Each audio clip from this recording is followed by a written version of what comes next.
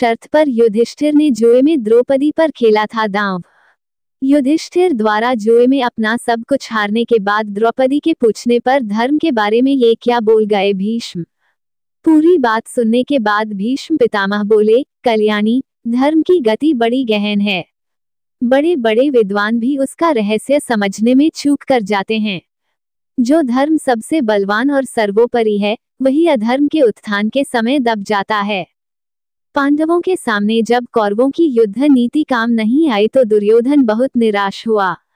इसी मौके पर उसके मामा शकुनी ने उसे ढाढ़स बंधाते हुए कहा कि तुम दुखी न हो, तुम किसी भी तरह जुआ खेलने के लिए युधिष्ठिर सहित पांडवों को हस्तिनापुर में आमंत्रित कर लो।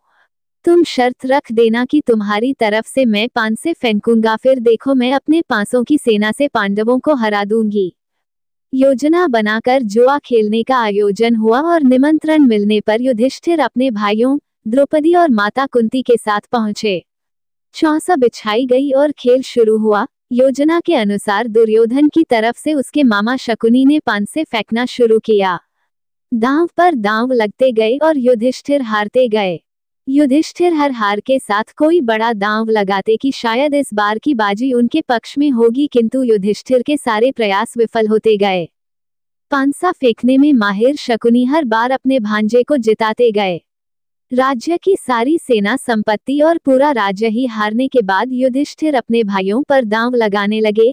अभी भी पांसे उनसे नाराज थे या फिर कोई साजिश कर रहे थे कि भीम, अर्जुन, नकुल और सहदेव को हारने के बाद उन्होंने अपने को और फिर द्रौपदी को भी दांव पर लगा दिया, किंतु उनके सारे दांव व्यर्थ ही साबित हुए और अपनी पत्नी को भी वह जुए में हार गए। इसके बाद दुर्योधन ने अपने सेवकों से कहकर द्रौपदी को राजसभा में बुलवा भेजा। महाराज धृतराष्ट्र की सभा में आने के बाद द्रौपदी ने कहा कि पहले मुझे हवा भी छू जाती थी तो पांडवों को सहन नहीं होती थी। आज दुशासन भरी सभा में घसीट रहा है और वे शांत भाव से बैठे हैं। आज राजाओं का धर्म पता नहीं कहाँ चला गया है। द्रौपदी ने भरी सभा में पूछा, तुम ही लोग मुझे बताओ कि तुम लोग मुझे जीती हुई समझते हो या नहीं। पूरी बात सुनने के बाद भीष्म पितामह बोले, कल्याणी, धर्म की गति बड़ी गहन है। बड़े बड़े विद्वान भी उसका रहस्य समझने में चूक कर जाते हैं। जो धर्म सबसे बलवान और सर्वोपरि है, वही अधर्म के उत्थान के समय दब जाता है।